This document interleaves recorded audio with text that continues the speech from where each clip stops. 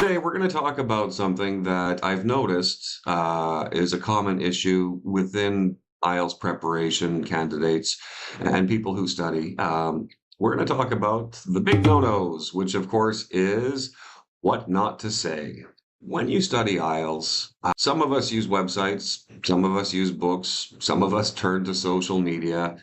And what happens is we see certain phrasing that we adapt that might not always be the most effective. So today, I would like to talk about some of my favorite expressions that we should avoid during the exam. For example, some of them, maybe they're just used too much. Maybe they sound unnatural, and if it's repetitive, it could actually have an effect on your score that you don't realize.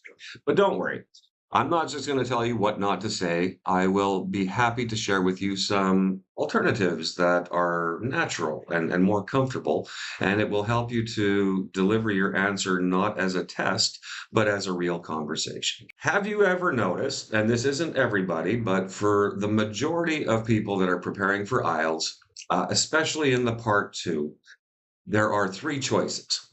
I'm going to talk about, I'm going to tell you about, I would like to talk about. This is how most people start their part two answers, and I understand why. The reason is simple. Every website that you look at where it offers sample answers usually begins in one of those three choices.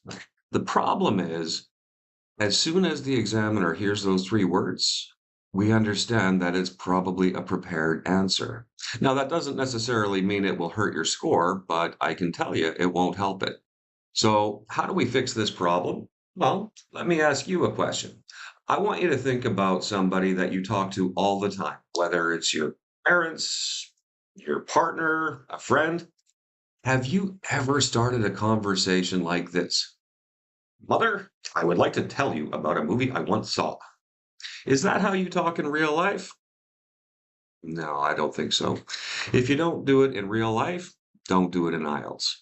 Remember, it's not a test. It's a conversation to show me that if you go to a different country, you can comfortably interact with the people around you. Okay.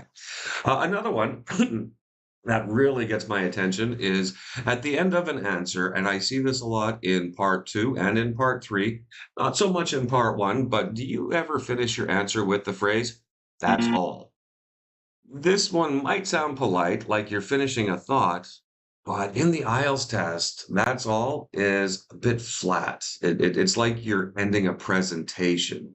It's almost like you ran out of things to say, so that's all. Not comfortable, is it? The other problem is we don't want to use it because it does feel like we're cutting off the conversation and it doesn't show me that you are confident in your interaction.